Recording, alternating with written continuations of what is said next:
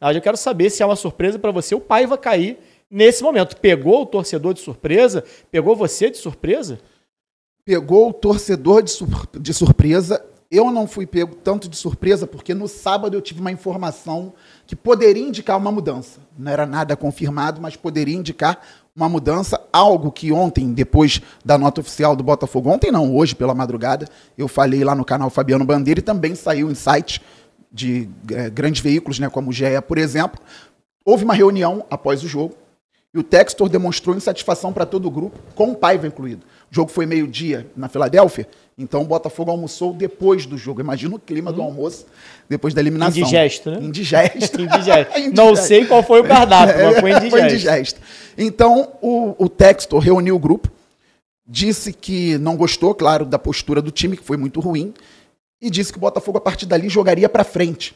O Textor tem um problema muito grande com retranca. Ele não gosta, em qualquer circunstância. Quanto o PSG, é claro que ele entendeu, por motivos óbvios, mas contra o Palmeiras, que o Botafogo se colocou numa posição de inferioridade que não existia, ele não gostou nada. Então, eu entendo e vejo muitos amigos falando que a vitória, o jogo contra o Palmeiras não foi o que demitiu o Paiva, mas tem muito do jogo contra o Palmeiras. Sim. Tem coisa ali de trás, que o Textor via de uma forma, o departamento de futebol do Botafogo via de uma forma, o Paiva via de outra, ele preferia se segurar em determinados jogos, principalmente fora de casa, isso incomodava, mas o jogo contra o Palmeiras tem um peso enorme na decisão. E aí no sábado pós-jogo, eu recebi uma informação sobre essa conversa e também dando conta de que o Textor indicou uma mudança nos bastidores. Sim. Ele indicou a mudança. E aí a mudança que quem teve a informação pensou foi na demissão do Paiva. Só que eu mesmo acreditei que no dia seguinte, mais tranquilo, depois do calor do momento, o Textor pudesse mudar, repensar, mas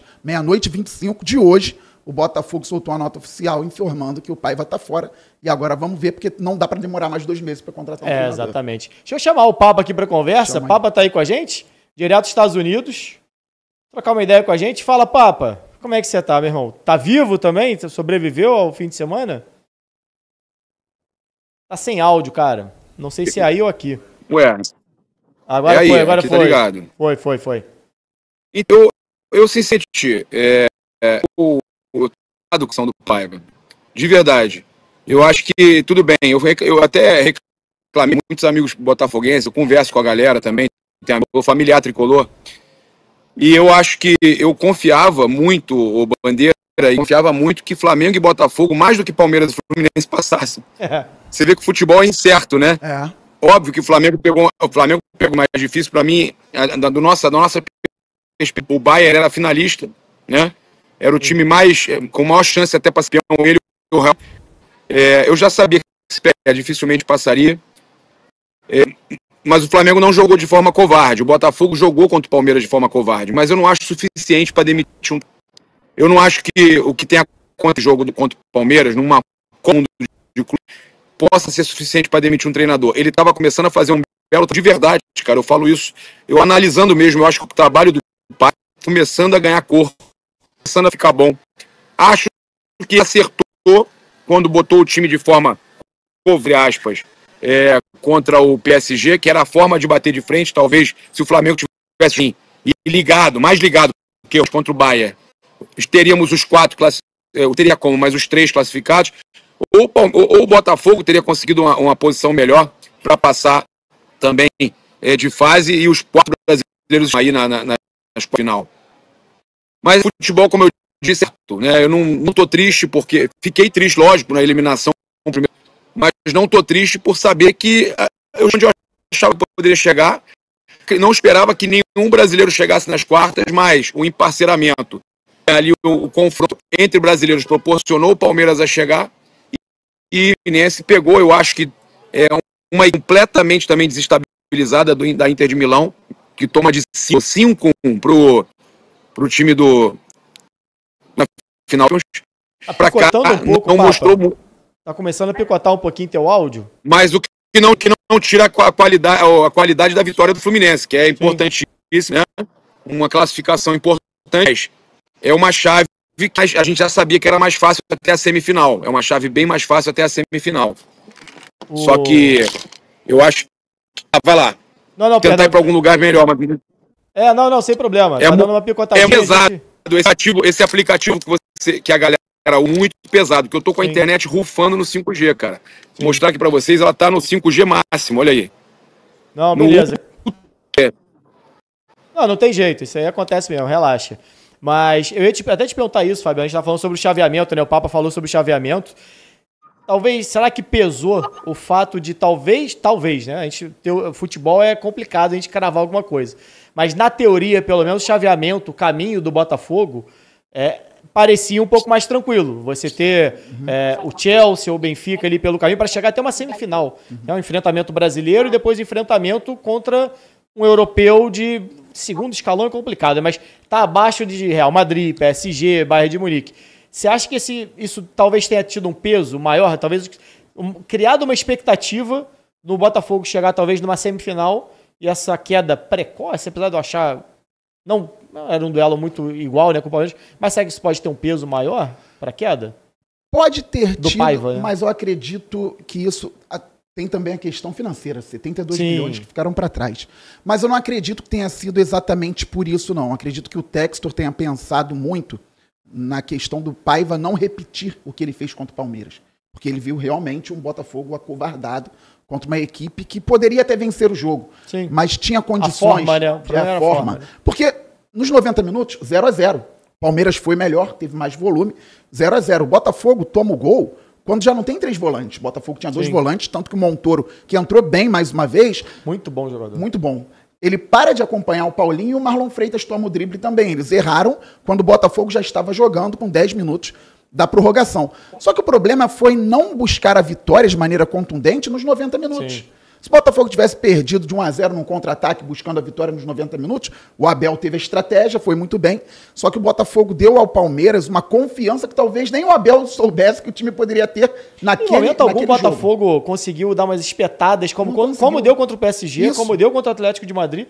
Eu não vi em momento algum o Botafogo conseguir encaixar um contra-ataque como encaixou em outros momentos em jogos, na teoria, mais difíceis, contra adversários superiores. Me surpreendeu um pouquinho, mas será que vem muito do Paiva, assim, ou só do Paiva, ou alguns jogadores abaixo também, talvez? Savarino, acho que foi muito mal no jogo também.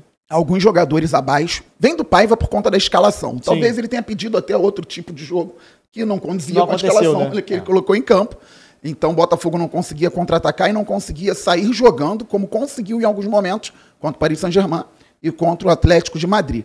A escalação não deu certo, infelizmente. Ele poderia ter colocado o Cuiabano para fazer o 4-2-3-1, que já tinha dado certo, com o Savarino jogando na meia central. O Savarino não está bem, não jogou na posição dele, só que não é porque ele foi deslocado para uma posição na qual ele joga, por exemplo, na Venezuela, ele já jogou em outras oportunidades na carreira, que ele também tem que errar tudo. Ele esteve abaixo. São erros técnicos, já não são erros táticos. Exatamente. Né? Esteve abaixo.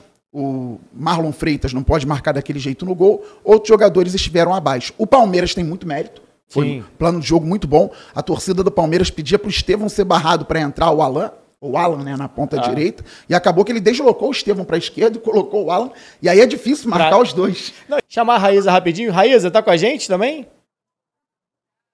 Fala, pessoal. Tudo bem? Fala, Raíza. Garone, Bandeira, Papa... E aí, tudo certinho? Tranquilo. Tenho algumas coisas para falar também sobre essa questão aí do Renato Paiva. Comecei com uma pessoa ligada ao Renato, né, que revelou muita surpresa. Essa pessoa me disse que houve uma reunião que o Textor teve junto com o Renato, junto do grupo, né, depois ali do jogo, depois da eliminação, e não chegou a comentar, não falou absolutamente com o Renato nada, absolutamente nada sobre saída, sobre possibilidade de saída, nada.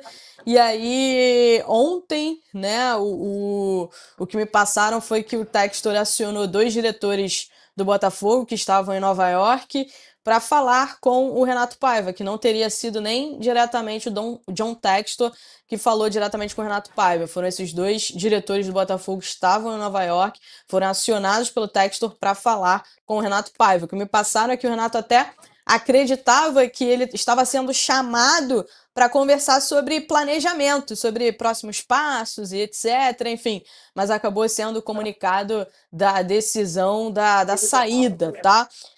E também muitas pessoas falaram sobre... Eu ouvi muita gente falando sobre essa questão de interferência em escalação e etc. e a Renato me disse que isso nunca aconteceu. O que me passaram é que essa pessoa, é que o Renato, ele era ciente de que o John Textor não gostava de algumas escalações, mas que não houve diretamente interferência do John Textor em relação a escalações do Renato Paiva, viu, o Garone? Pode talvez estar ligado muito mais até a questão de estilo de jogo, né? A insatisfação com uma escalação, na teoria, mais defensiva, né? Não necessariamente com querer realmente mexer ali, né, na escalação do Botafogo diretamente, de querer esse jogador ou aquele, né? Isso, o Textor conversa com os treinadores, ele gosta disso, tanto que ele avalia vários treinadores, faz as entrevistas com participação de outros representantes do Botafogo, mas se meter em escalação também tem informação de que ele não se meteu, dá dica, pedir para entrar tal jogador, sair do jogador. O Textor não fez, não. Ele pode ter errado, acertado, isso nós vamos ver para frente, mas se meter em escalação não tem o menor sentido.